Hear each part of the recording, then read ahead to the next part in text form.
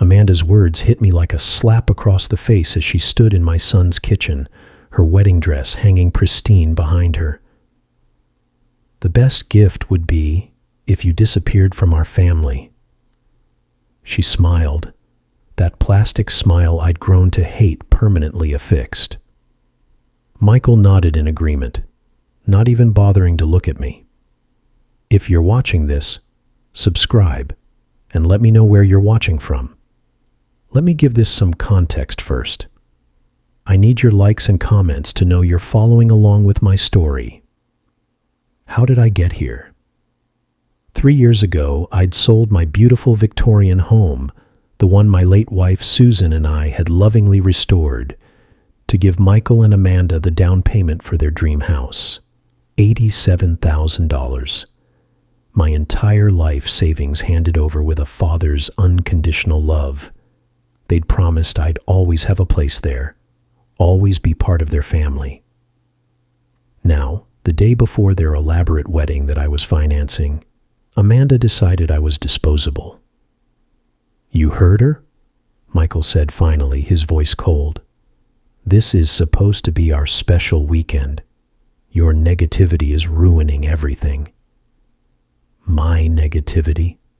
I'd spent the morning arranging flowers, the afternoon helping with last-minute preparations, and the evening listening to Amanda complain about everything from the weather to the caterer. The only negative thing I'd done was suggest maybe we didn't need ice sculptures shaped like swans. "Where exactly am I supposed to go?" I asked, my voice eerily calm. Amanda shrugged, examining her manicured nails. "I don't know. A hotel? Your brother's? Honestly, Arthur, I don't care where you go as long as you're not here tomorrow." "This is my son's house, too," I reminded her. "Actually," Michael cleared his throat, "it's more Amanda's house now. She's been handling all the finances, making the improvements. You just gave us some money once." Some money once. $87,000 reduced to some money once. I stood there in the kitchen where I'd cooked countless family dinners, looking at the granite countertops I'd helped choose, the custom cabinets my money had made possible. These people had taken everything I'd given them and convinced themselves they deserved it. That's when something inside me shifted. Not broke, shifted, like a gear clicking into a different position. "You're right," I said softly. "I should go."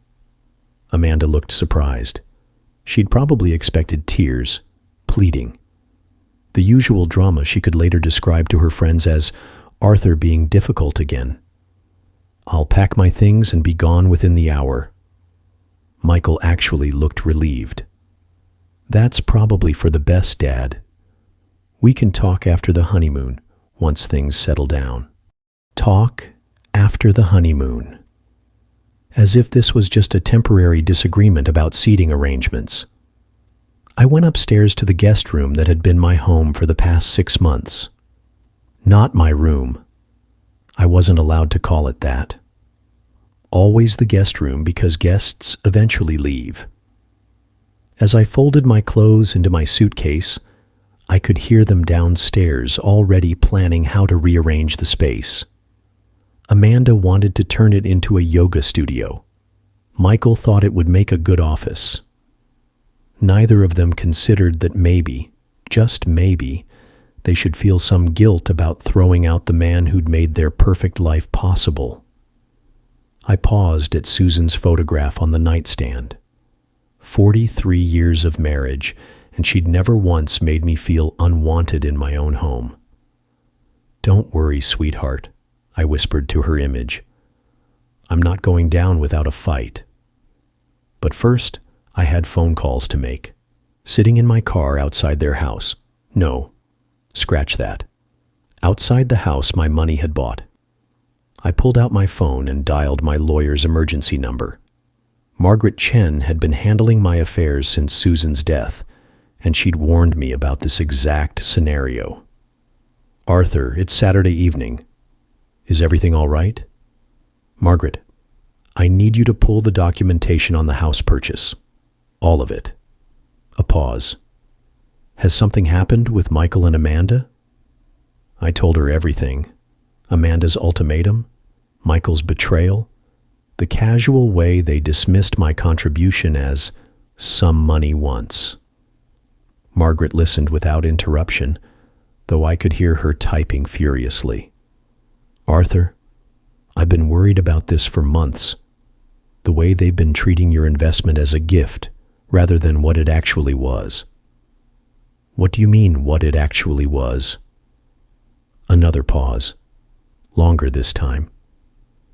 You don't remember signing those additional documents? The ones I insisted on after you expressed concerns about Amanda's spending habits? My heart started beating faster. Margaret, please tell me you protected me somehow. Oh, honey, the $87,000 wasn't a gift.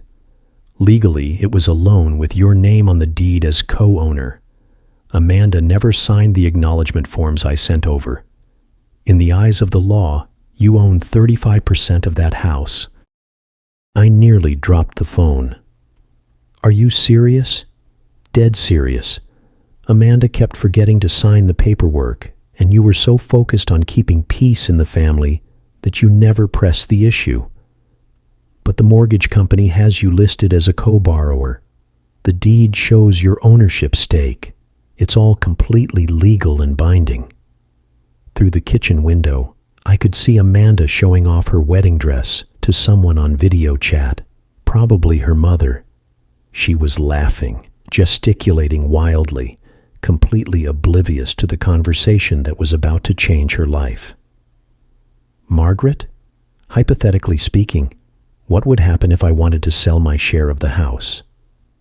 Well, as a co-owner, you'd have every right to force a sale.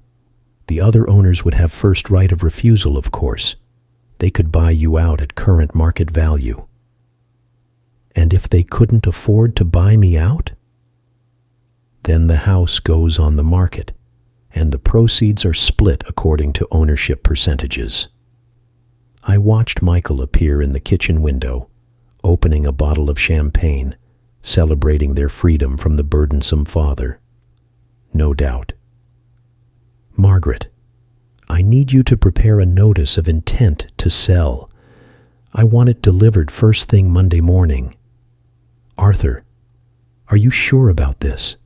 Once we start this process, I've never been more sure of anything in my life. They want me to disappear.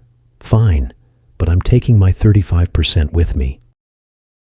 After hanging up, I sat in the growing darkness, watching my son and his fiancée toast their future in the house I'd made possible. They had no idea that in less than 48 hours, their perfect little world was going to crumble. But first, I had one more call to make. Sunset Gardens Country Club, this is Jessica. Hi, Jessica. This is Arthur Mitchell. I need to speak with your catering manager about tomorrow's wedding reception. Oh, Mr. Mitchell, how exciting. The wedding's tomorrow, isn't it? How can I help you? I'm afraid there's been a change of plans. I need to cancel the reception. Cancel? But sir, it's less than 24 hours away.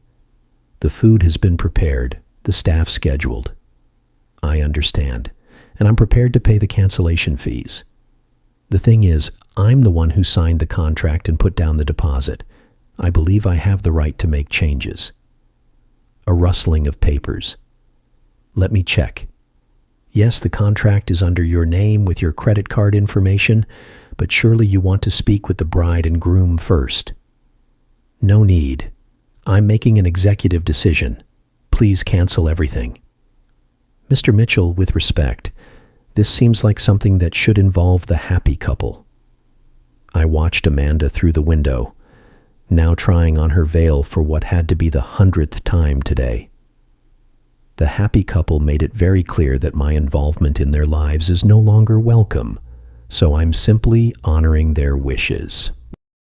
20 minutes later, I was checked into the Hampton Inn across town. ordering room service and feeling something I hadn't experienced in years, the satisfaction of taking control of my own life. My phone started ringing at 11:47 p.m. "What did you do?" Amanda's voice screeched through the phone so loudly I had to hold it away from my ear. "I honored your request," I said calmly, muting the TV in my hotel room. "You wanted me to disappear, so I disappeared." "The country club called. They said you canceled our reception. Our wedding reception, Arthur? There are 200 people expecting dinner tomorrow." "I'm sure there are. That does sound like a problem." Michael grabbed the phone. "Dad, this is insane. You can't just cancel our wedding because you're upset about sleeping arrangements." "I didn't cancel your wedding, sweetheart. You can still get married. I just canceled the reception I was paying for. You know, the one that was costing me $14,000. Silence. I'd never mentioned the cost before, always deflecting when they asked about money. Let me be their generous father, while they remained blissfully unaware of the sacrifices involved.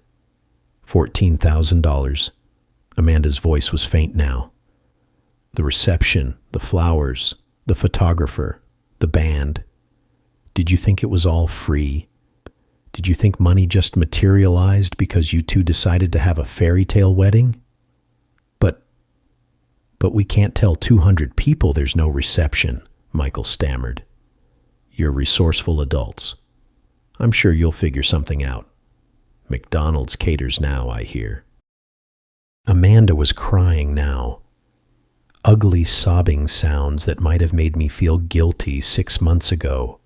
Now they just sounded like the tantrums she'd been throwing since the engagement started. "How could you do this to us? We trusted you." "Trusted me? You literally told me to disappear from your family. I'm simply complying with your request." "I didn't mean forever," Amanda wailed. "I just meant for the weekend." "Ah, I see. So, I was supposed to psychically understand that when you said permanently, you actually meant temporarily." "My mistake." Michael tried a different approach. "Dad, please. We can talk about this like adults. Come back to the house and let's work this out." "The house where I'm no longer welcome? The house where my presence ruins everything?" "I don't think so." "Where are you even staying?" Amanda demanded. "That's not really your concern anymore, is it? You made it quite clear that my living arrangements are my problem to solve." I could hear frantic whispering in the background, probably them trying to figure out how to undo the mess they'd created.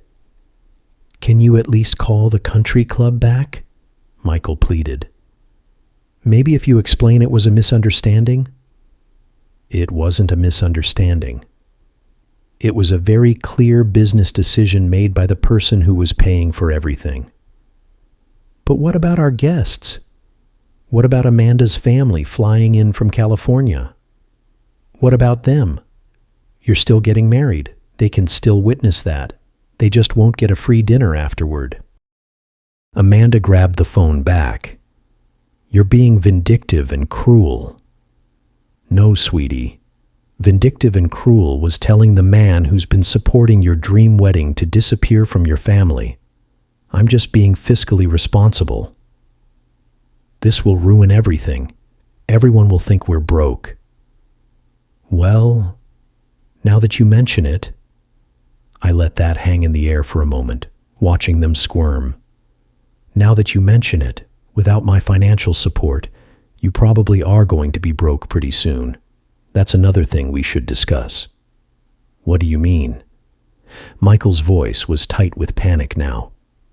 "I mean, have you actually looked at your household budget lately? Do you know how much your monthly expenses are versus your income?" More frantic whispering. "Because I've been supplementing your lifestyle in ways you probably haven't even noticed. The grocery money I slip to Amanda when we go shopping together. The utility bills I pay online because you're always a little short this month. The car repairs, the insurance payments, the little emergencies that keep popping up. Those were gifts, Amanda said weakly. Were they? Because from where I'm sitting, they look more like an allowance, and allowances can be discontinued at any time. The silence stretched so long, I thought they'd hung up. Finally, Michael spoke. What do you want, Dad? Now that was interesting. An hour ago, they couldn't wait to get rid of me. Now, they wanted to negotiate. I want exactly what you offered me, to disappear from your family permanently. And I want to take my money with me when I go. By Sunday morning, my phone had 37 missed calls and 41 text messages. I ignored them all while enjoying room service breakfast and reading the Sunday paper like a civilized person. The wedding was scheduled for 2 p.m. At 9 a.m., there was a knock on my hotel room door. Through the peephole, I saw Michael in his wrinkled tuxedo shirt, looking like he hadn't slept. Dad, please, we need to talk. I opened the door but didn't invite him in. Shouldn't you be getting ready for your big day?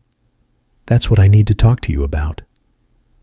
His eyes were red-rimmed, desperate.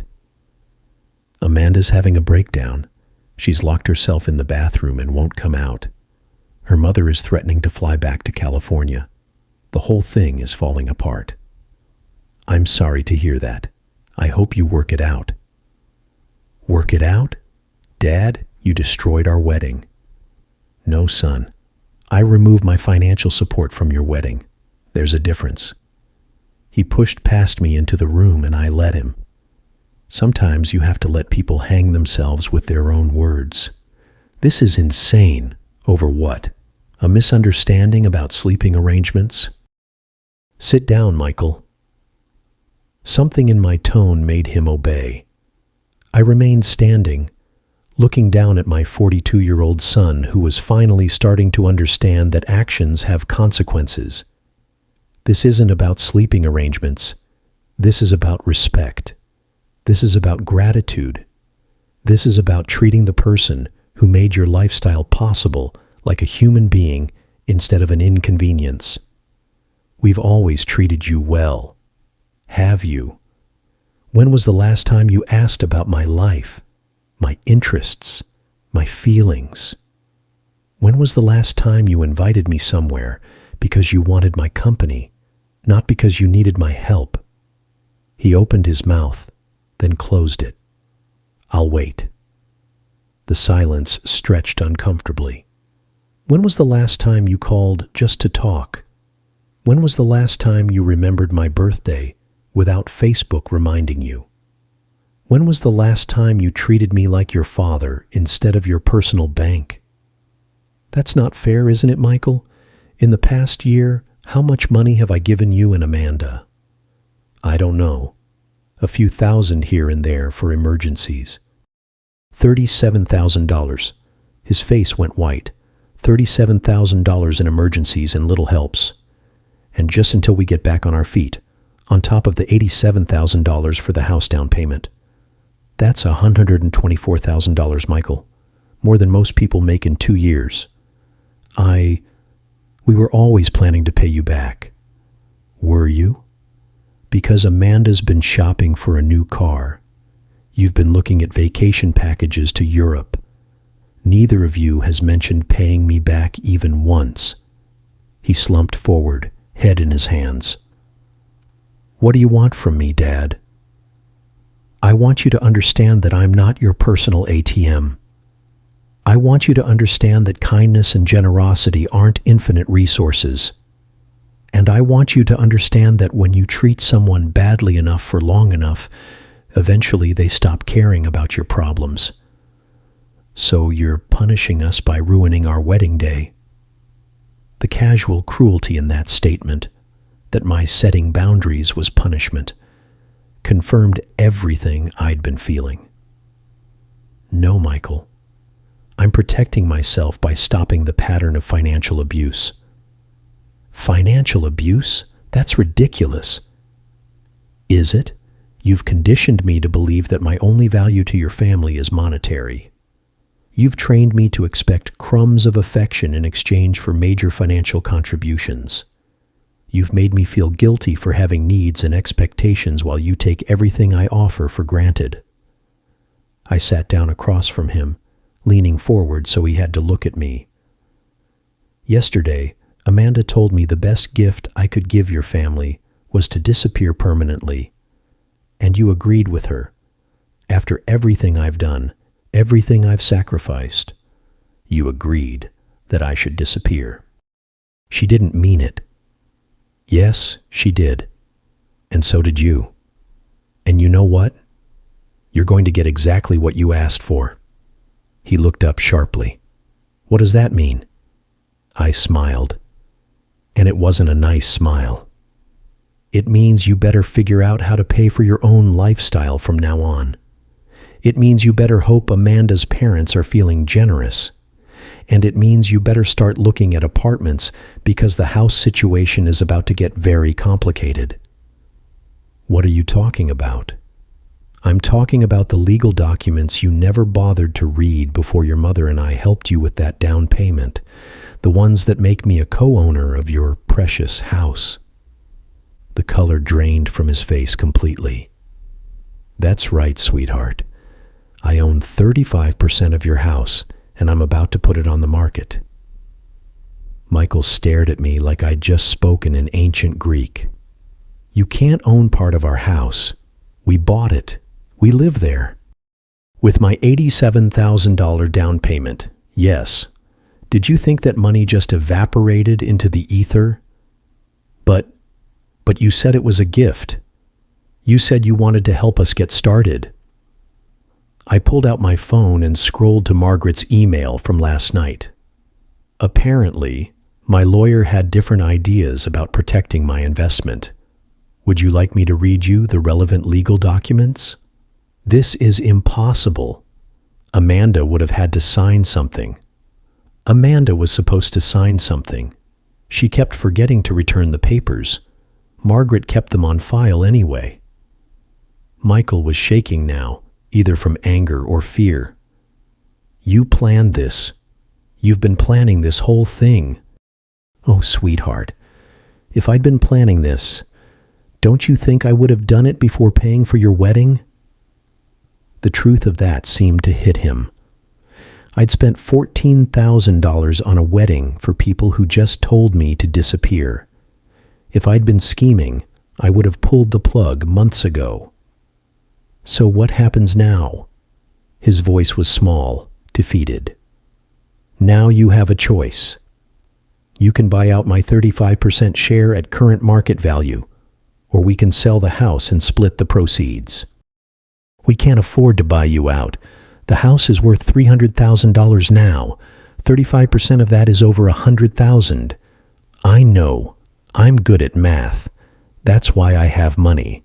And you two are always broke. He flinched. We're not broke.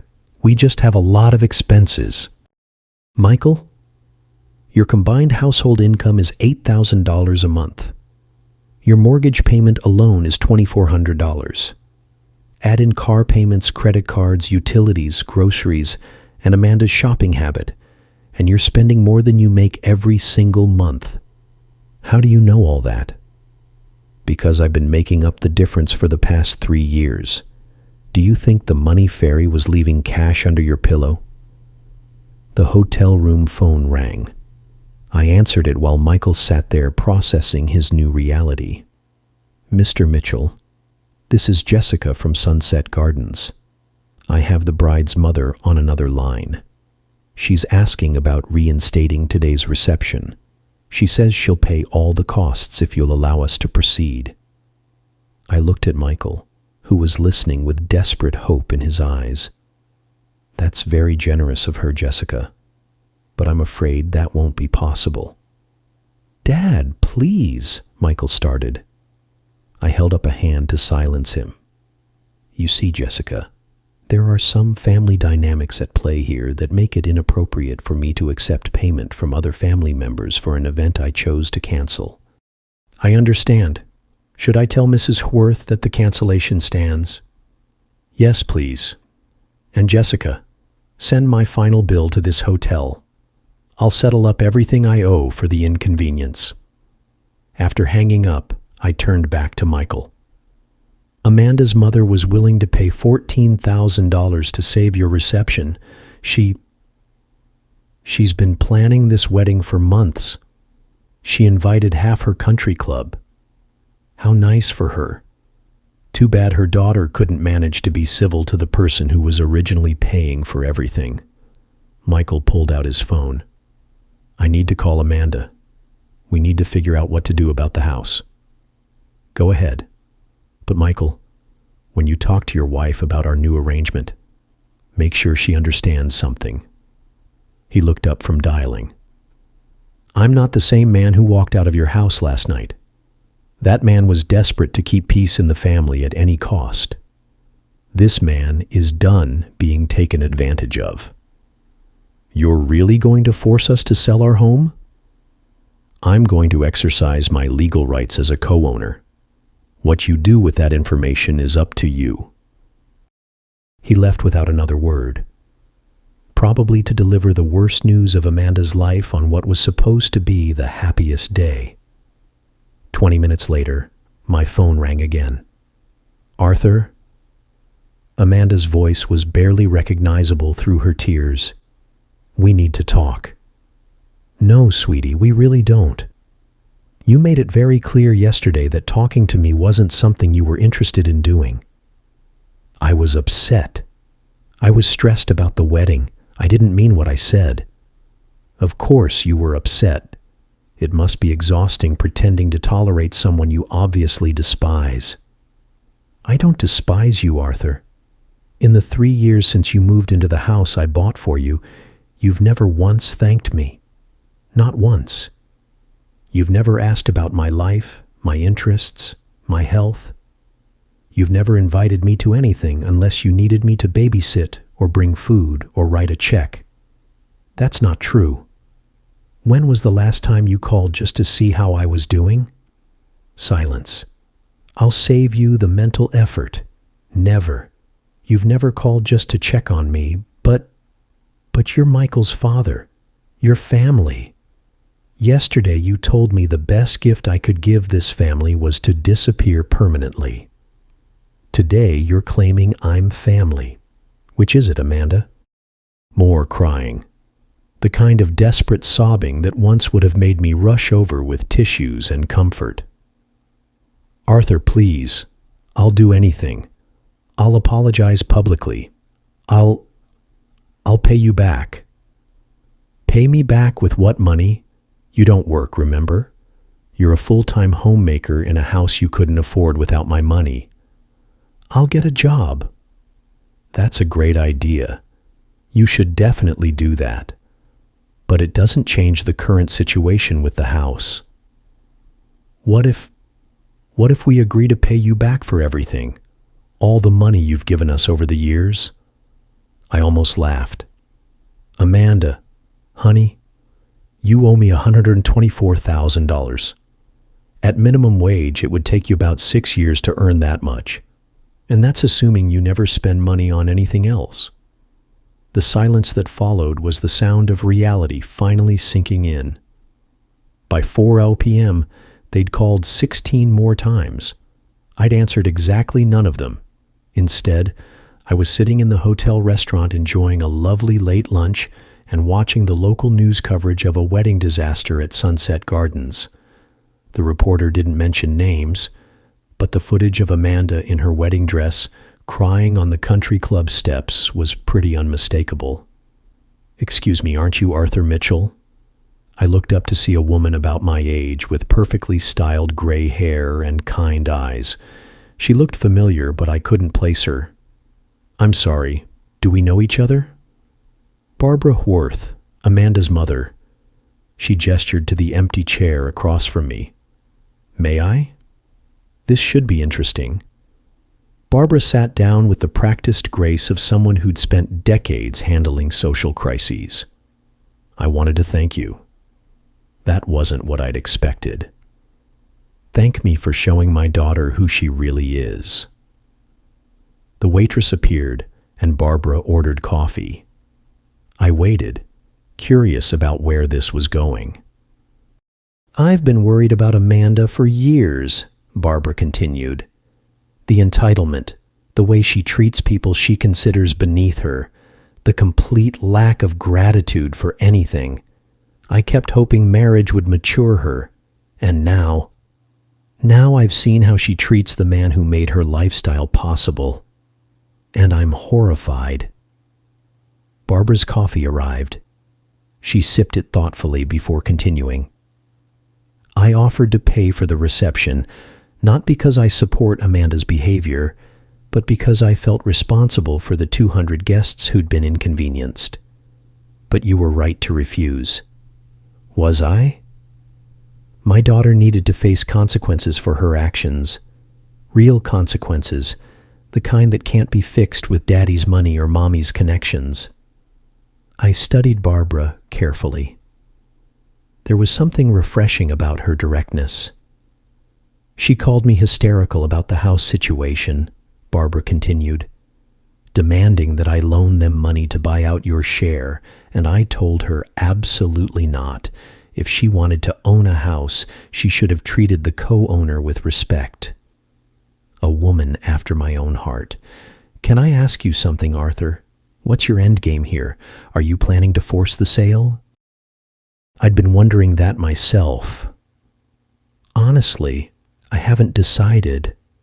Part of me wants to see if they can actually figure out how to support themselves without my money. Part of me wants to sell the house just to watch their perfect little world crumble. And the other part remembers that Michael is still my son despite everything. Barbara nodded.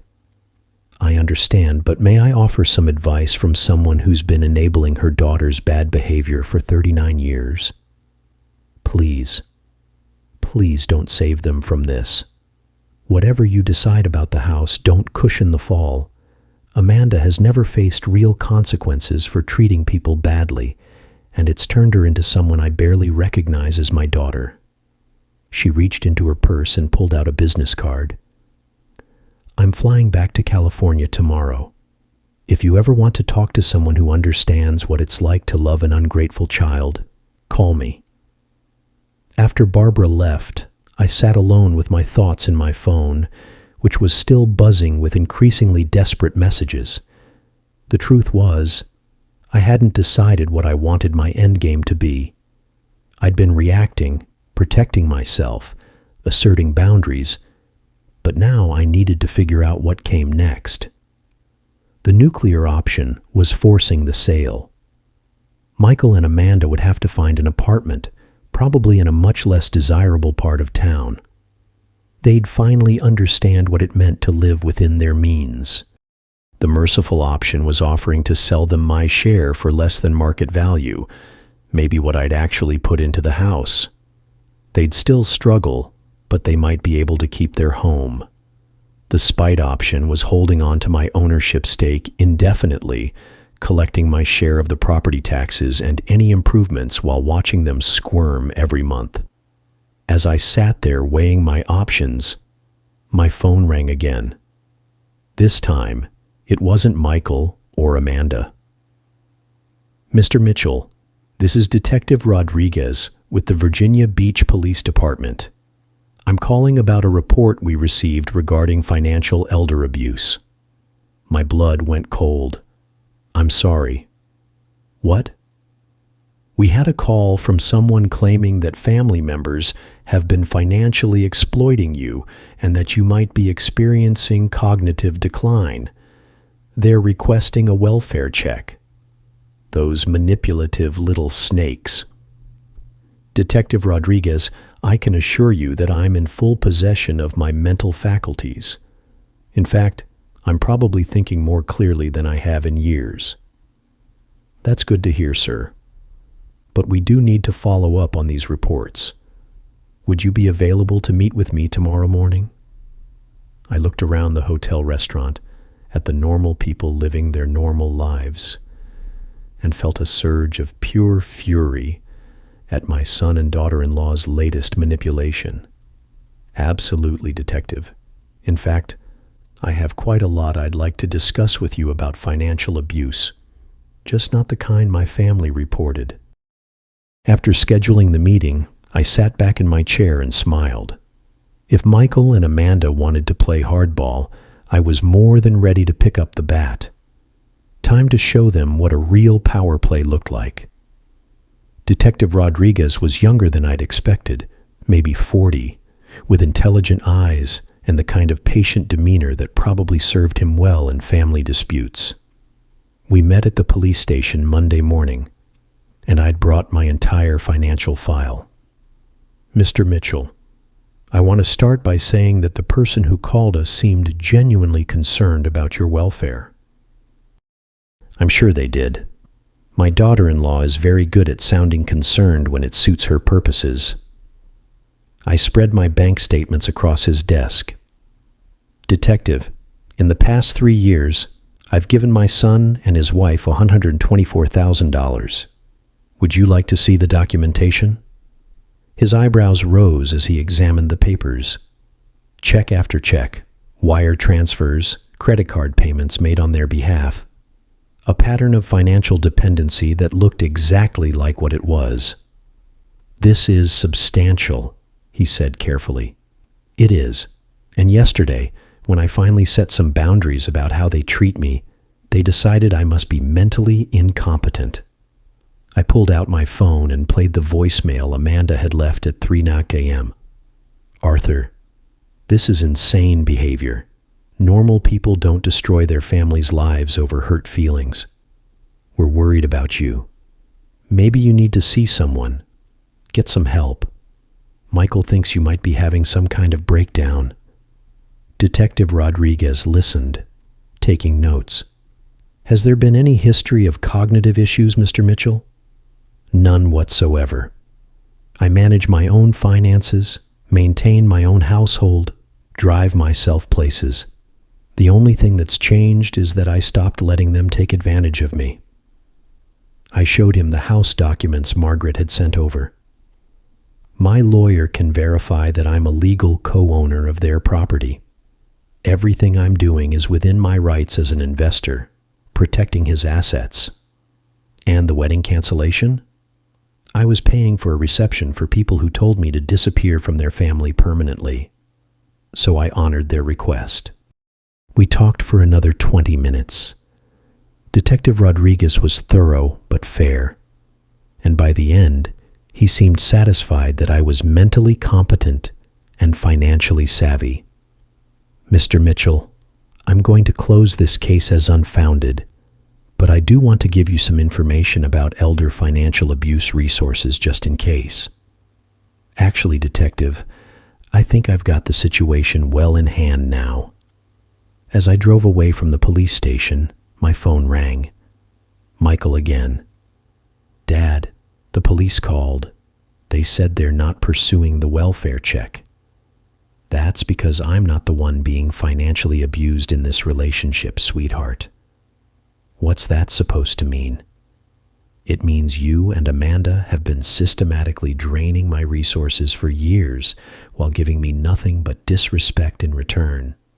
The detective was very interested in my documentation. A long pause. Are you threatening us? I'm informing you that your manipulation tactics aren't working anymore. Dad, please, can we just sit down and talk about this like adults? We can, but not at the house I co-own, and not until Amanda apologizes for her behavior. She's sorry. She's been crying for 2 days. Has she? Because the voicemail she left me at 3 this morning suggested she thinks I'm mentally ill, not that she's sorry. Another pause. Where do you want to meet? Margaret Chen's office, tomorrow at 2 p.m. Bring Amanda, and bring a realistic proposal for how you're going to handle the house situation. A proposal? Michael, I own 35% of an asset worth $300,000. That's my retirement security. You either buy me out or we sell. Those are your options. After hanging up, I realized something had shifted in our dynamic. For the first time in years, they needed something from me more than I needed something from them. Margaret's law office felt like neutral territory, all dark wood and leather-bound books. Michael and Amanda arrived 15 minutes late, looking like they'd been arguing in the car. Amanda's eyes were puffy and red, her usual polish completely gone. She'd clearly been crying for days, and part of me felt a twinge of sympathy. The other part remembered her words, "The best gift would be if you disappeared from our family." "Arthur," Amanda started immediately, "I owe you an enormous apology. I was stressed and overwhelmed, and I said things I didn't mean." "Thank you. That's a start." She looked surprised, like she'd expected me to immediately forgive everything. Margaret spread the house documents across the conference table. "Let's review the facts. Arthur provided $87,000 for the down payment. The mortgage shows him as a co-borrower. The deed lists his ownership at 35%. Michael studied the papers like they might magically change. We had no idea about the ownership stake. You would have if Amanda had signed the acknowledgement forms, Margaret replied crisply. I sent them 3 times. I was busy with wedding planning, Amanda said weakly. For 3 years? Margaret's tone was beautifully skeptical. I let them squirm for a moment before speaking. The question now is how we move forward. I have a proposal. They both leaned forward hopefully. Option 1. You buy out my 35% share at current market value, $105,000. Amanda's face went white. We don't have that kind of money. Option 2. We put the house on the market and split the proceeds according to ownership percentages. We'd have to move, Michael said quietly. Yes, you would. To something you can actually afford. What about option 3? Amanda asked desperately. There is no option 3. Those are your choices. Margaret pulled out a calculator. If you sold the house today, after realtor fees and closing costs, you'd probably net around $270,000. Arthur's share would be about $95,000. You'd have $175,000 to find new housing. That's not enough for anything decent, Amanda protested. It's enough for a nice apartment or a smaller house in a different neighborhood, I replied. You know, the kind of place people with your actual income should be living. Michael ran his hands through his hair. Dad, is there any way we can work out a payment plan?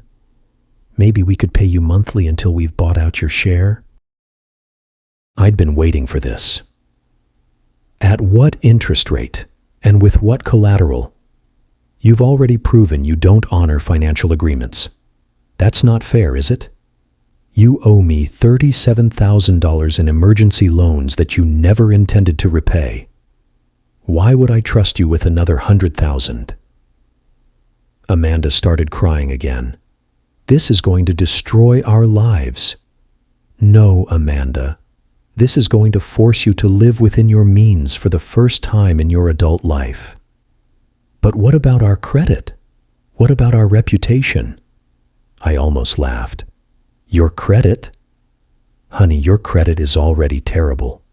You've been late on every bill for months. I know because I've been bailing you out. Margaret cleared her throat. I need to advise you that Arthur has every legal right to force a sale. He's being more than generous by offering these options. How long do we have to decide? Michael asked. 30 days, I said. That should give you time to explore your financing options. As we prepared to leave, Amanda grabbed my arm. Arthur, please. I know I hurt you, but we're family. Doesn't that count for something? I looked at her hand on my arm. then at her face. For just a moment, I saw the scared young woman behind the entitled facade. Amanda, family is supposed to count for something. That's exactly the point. 2 weeks into their 30-day deadline, I got an unexpected visitor. Barbara Worth stood on my hotel room doorstep with a bottle of wine and a determined expression. "I hope you don't mind me dropping by. I got your hotel information from Margaret Chen." I invited her in, curious about what had brought Amanda's mother back to Virginia. "I came to check on the kids," Barbara said, settling into the room's only armchair. "And to talk to you. How are they doing?" "Terribly. Amanda's having daily panic attacks. Michael's working overtime, trying to find a way to get a loan. They're fighting constantly." I poured us both glasses of wine, surprised to find I felt less satisfaction in their misery than I'd expected. "Barbara, are you here to ask me to reconsider?" "Actually, no. I'm here to tell you about Amanda's father." That wasn't what I'd expected. "Richard spoiled our daughter rotten," Barbara continued. "Every tantrum was rewarded. Every consequence was cushioned. Every failure was someone else's fault." She sipped her wine thoughtfully. "When Amanda was 16, she totaled her car driving drunk. Instead of letting her face the legal consequences, Richard hired the best lawyer money could buy and got the charges dropped." "Why are you telling me this?" "Because I've watched my daughter become someone I don't recognize, and I finally understand that her problems aren't going to be solved by more money or more rescuing." Barbara reached into her purse and pulled out a check. "Amanda asked me to give you this. It's for $25,000, a good faith payment toward buying out your share." I looked at the check, but didn't touch it. "And what did you tell her?" "I told her I wouldn't be her enabler anymore. That check represents Richard's life insurance policy, money I was saving for her inheritance, but I realized that giving it to her would just be repeating the same pattern." She tore the check in half. "Barbara, that's a lot of money. Money Amanda hasn't earned and doesn't deserve. Arthur, I want you to know that whatever you decide about the house, you have my support. Even if it means they lose their home, especially then. Maybe having to start over will teach Amanda what work and gratitude actually mean." After Barbara left, I sat alone with my thoughts. For 3 years, I'd been Amanda's enabler just as much as her parents had been. Every time I wrote a check to cover their shortfall, I'd been teaching them that there would always be someone to catch them when they fell. The question was, what kind of lesson did I want them to learn now? My phone buzzed with a text from Michael. "Dad, we've been approved for a home equity loan that would cover $60,000 toward buying you out. Can we meet to discuss partial payment arrangements for the rest?" I stared at the message for a long time. They were trying, which was more than they'd done in years, but a home equity loan meant going deeper into debt, not learning to live responsibly. I typed back, "We can discuss it, but I want to see a complete household budget and a realistic plan for paying off all your debts, not just mine." His response came immediately. "Anything you want, Dad. We just want to make this right." For the first time since this whole thing started, that sounded like progress. The budget meeting was enlightening in the worst possible way. Michael and Amanda spread their financial documents across Margaret's conference table like evidence of a crime, which in a way they were. "Okay," I said, reviewing their monthly expenses. "You spend $400 a month on restaurants." "We both work long hours," Amanda said defensively. "Sometimes we're too tired to cook." "You don't work at all, Amanda. I mean, Michael works long hours." I moved down the list. $300 a month on Amanda's clothing budget. I need to look professional for social events." "What social events? You don't have a job." Amanda's face was getting red, but I continued. $200 on premium cable and streaming services. $150 on Amanda's gym membership that you use maybe twice a month. $800 a month in credit card minimums for what appears to be shopping and vacation debt. Michael was adding numbers on his phone calculator. "Dad, I know it looks bad. It looks like you're living a lifestyle that requires about $12,000 a month when you bring home $8,000. But with the home equity loan, we could pay off the credit cards and reduce our monthly expenses significantly," Amanda said hopefully.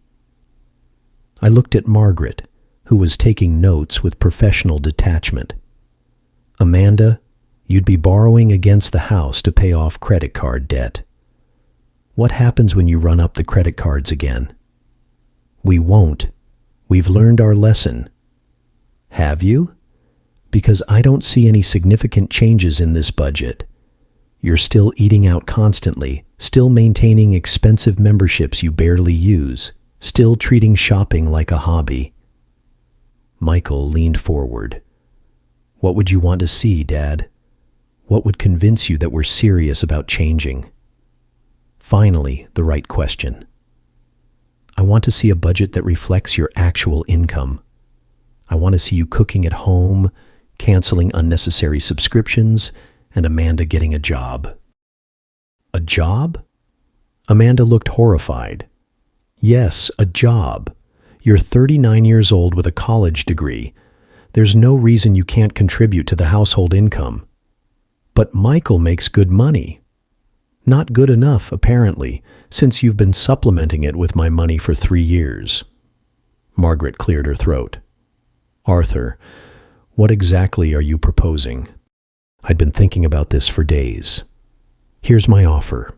You can buy out my share for $75,000 instead of the full market value of $105,000, but there are conditions." They both perked up. "First, Amanda gets a job within 60 days and maintains it for at least 2 years. Second, you sell one of your cars and use the proceeds to pay down debt. Third, you stick to a realistic budget with no restaurant meals, no unnecessary shopping, and no new debt for 2 years." "How would you monitor that?" Michael asked. "Monthly financial check-ins with Margaret. You provide bank statements, credit reports, and proof of income. If you violate any of the conditions, the full amount becomes due immediately." Amanda was shaking her head. That's like being in financial prison." "No, Amanda, that's called being accountable for your choices." They asked for time to discuss it privately. While they huddled in the hallway, Margaret turned to me. "This is either very generous or very cruel.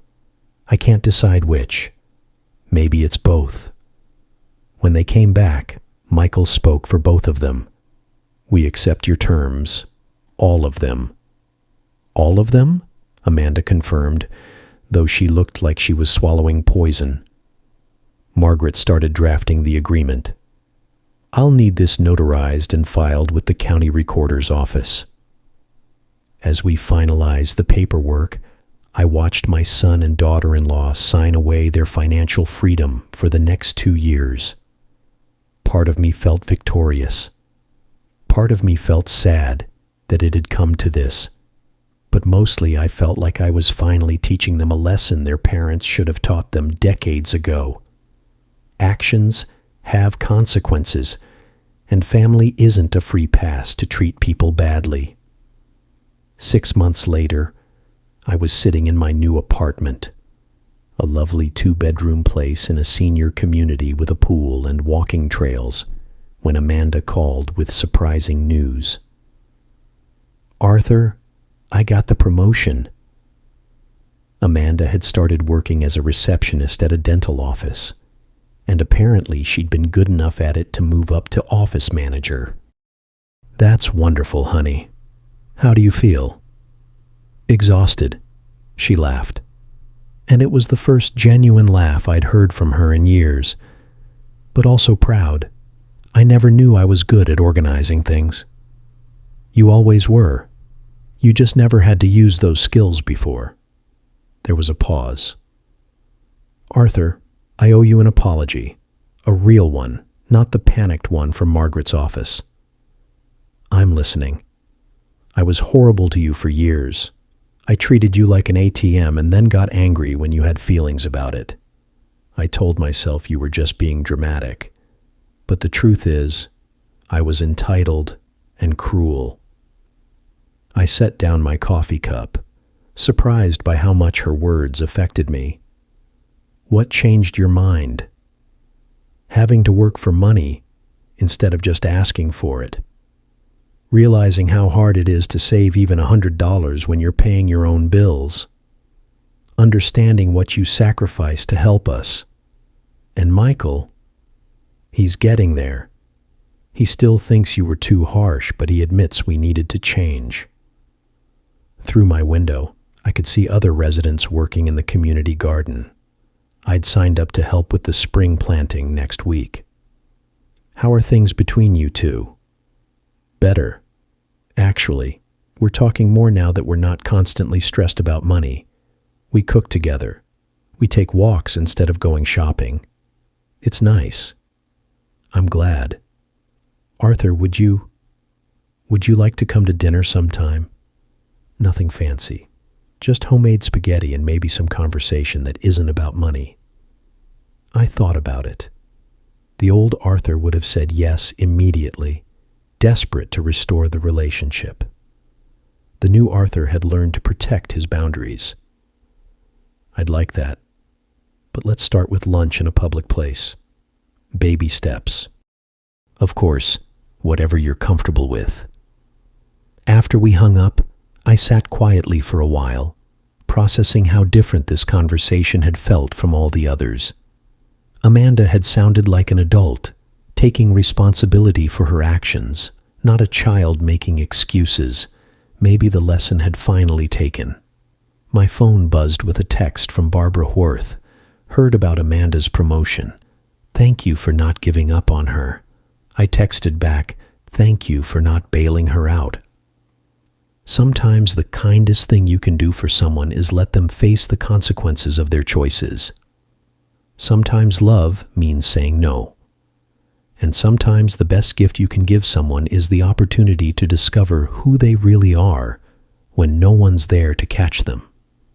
I'd spent 3 years being their safety net. And in doing so, I'd robbed them of the chance to develop their own strength. When I finally pulled that net away, they'd learned to fly. Not because they wanted to, but because they had to. And maybe that was the most valuable lesson of all. Outside my window, the sun was setting over the walking trail where I'd signed up for a seniors hiking group.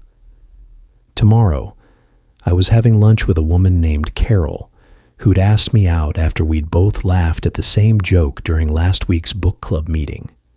At 68, I was finally learning what it felt like to be valued for who I was, not what I could provide. And that was worth more than all the money I'd ever given away. Thanks for listening. Don't forget to subscribe, and feel free to share your story in the comments. Your voice matters.